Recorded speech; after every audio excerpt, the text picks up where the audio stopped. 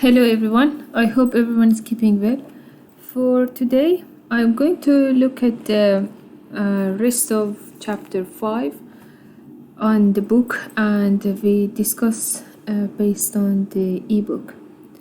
This part of the discussion is very related to what we are doing in lab, and I think having a pre-recorded class would be beneficial, so you have it just in case if you want to come back and watch it again. So we finished at looking at XOR gates and how exactly the ladder diagram would look like, and also the digital pulses, how exactly the output will look like by having two independent input of A and B. And as you remember, I said that for this condition, for this example, we are looking at the times that only one single input has one value or high digital value. For this case, up to this point, there is no input, so both inputs are 0, so the output would be also 0. And that means that there is no energizing effect on any of these contacts on the left side, so the output don't have any power. Then from this point to this point, input A has energy, so it is energized. If we are looking at a switch, it is pressed down, so we will have 1 for input A and input B is still 0. In this case, we will have output. From ladder diagram point of view, when input A is energized while input B is still 0, we are going to have current flowing through this line, so the output will have power. That's why we have 1 on the output side. Then at this point here, remember we are looking at time, so if this is T1, we are looking at T2 for example here. So at T2, both of them would be energized all the way up to this point, for example T3. So between T2 and T3, both of them have digital high value.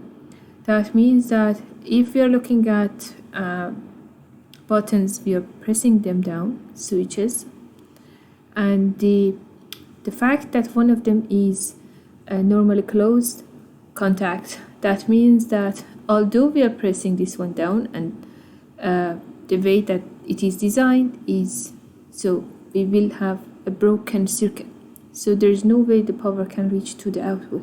For that reason, the output will have 0 value here up to this point for T3 for example. And then when we lose one of the inputs, so input A is not energized anymore, it has 0 value, and input B is still having high value. That means that we have that single input condition. So when input B is energized, if we look at this path here, when input B, the switch is pressed down, so the current, the power can flow from this path, so the output will have high value. And once this one drops down and has 0 value, and the input A also has 0 value, the output will be 0 also, because it goes back to default condition, which has the broken circuit, so there is no way that power can reach to the output. Now, the next section for chapter 5, we are looking at latching. We have done latching in lab many times, and I'm sure everyone knows the basic of what do we mean by latching, and most of the time we are looking at a switch or button that doesn't keep its statement.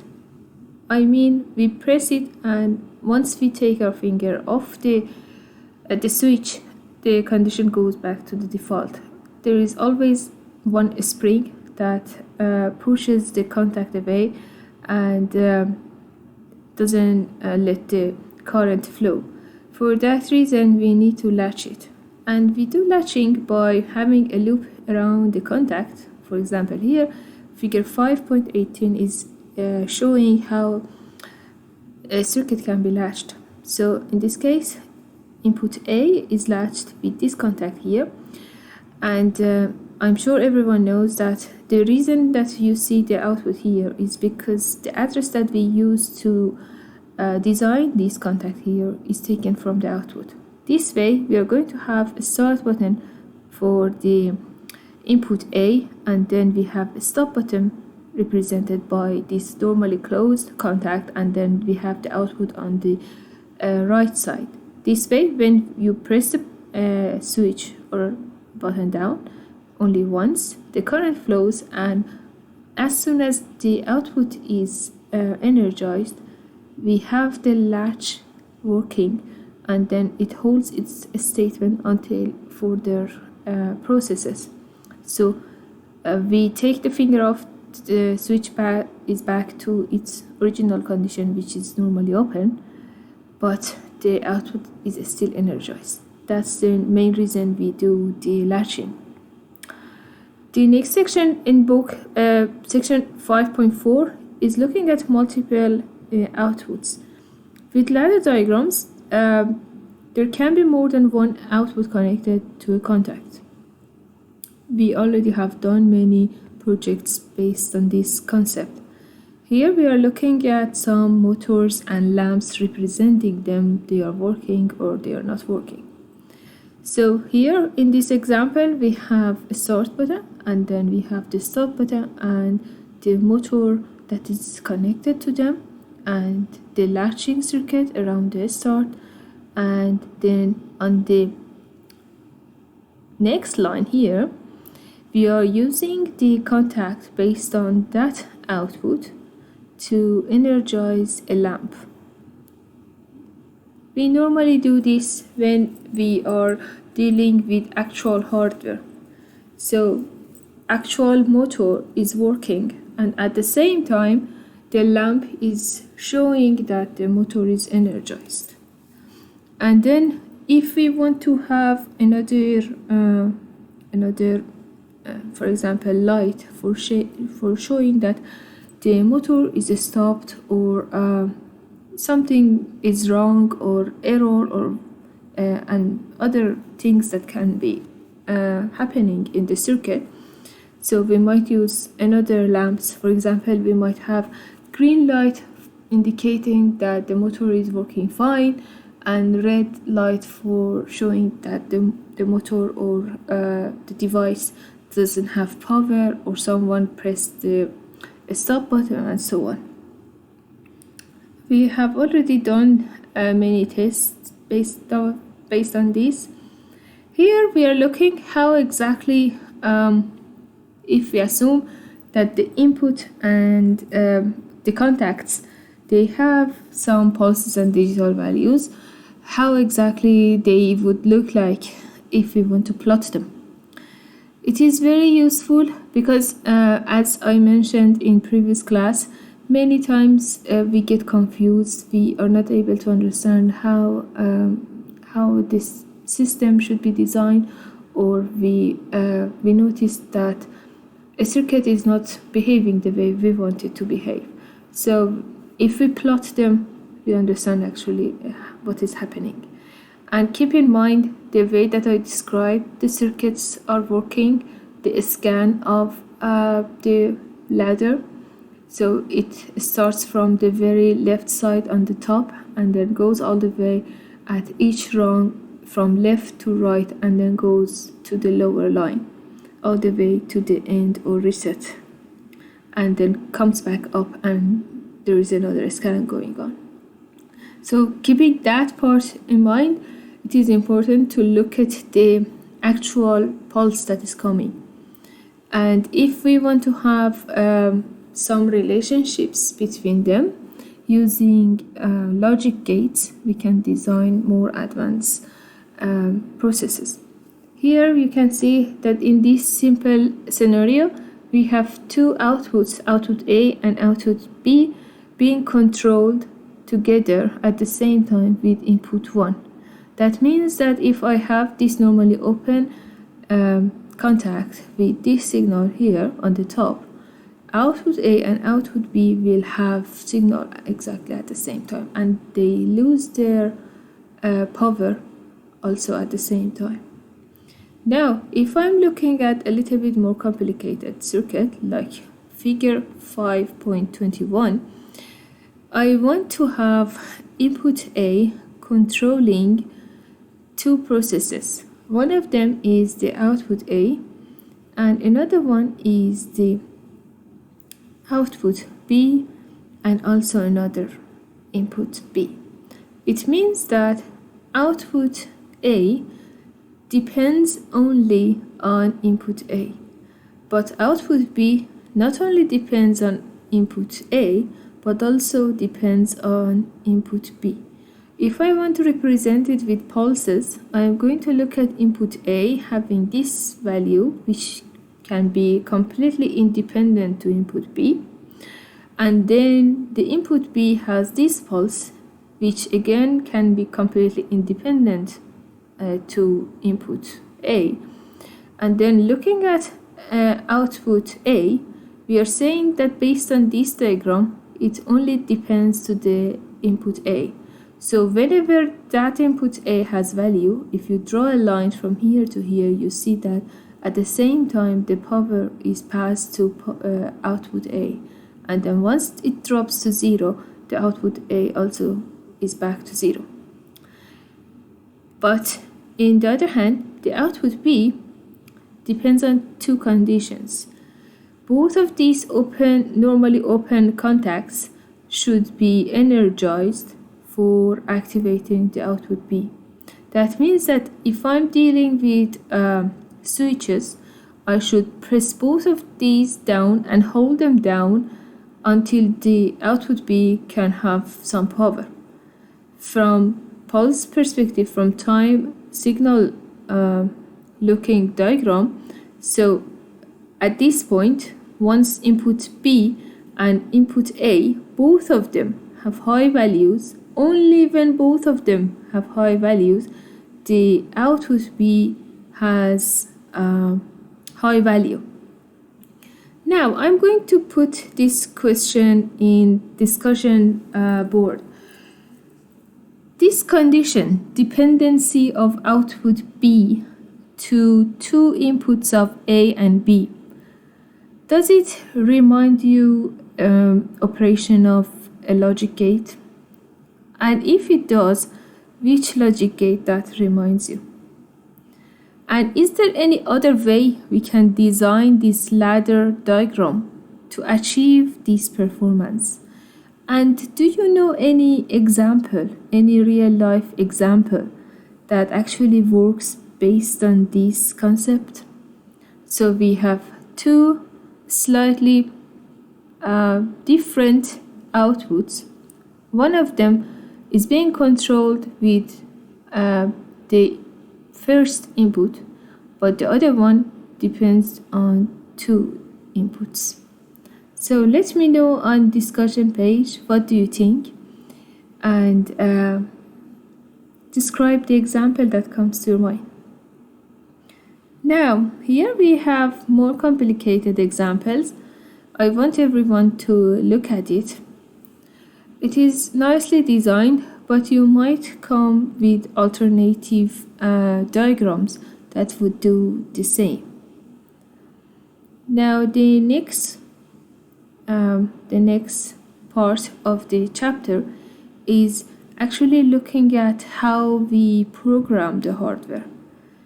Unfortunately, because we don't have access to hardware, so it is very difficult to explain that how the program is actually compiled on the hardware and the features that different hardwares might have. But you all know that we are using Allen-Bradley PLCs. The alternative to Allen-Bradley would be Mitsubishi. We have both of them installed in the lab. I'm familiar with Allen-Bradley only, but next year you might have some modules and works or assignments that you are going to use Mitsubishi. They are very similar. The way that we represent symbols and the programming is still slightly different, but the basic concepts and fundamentals are very similar. Now, the section 5.6 is looking at the function block diagram, how from system point of view we can look at the functionality of our PLC and the logic gates. I'm not concentrating on this part. The way that I want you to understand and analyze your diagrams from a digital perspective, logic perspective, when inputs have value and output gets power, that part is very important. I'm going to emphasize on that, and I will have it in next quiz. Here there is the alternative representative of logic gates. So the top symbols are showing the logic symbols, and you can see that from a function system view you can have some symbols that are slightly different. For example, here when we are looking at the AND gate, you might actually use the sign of AND for showing that, or here we are looking at less or equal to 1 for OR gate. For NOT, you may use number 1 inside the box, and then you have this the circle on the right side to represent that this is a NOT gate. Similarly, for NAND gate, you may have and also the circle here, and also for NOR you may have you may notice that it is very similar.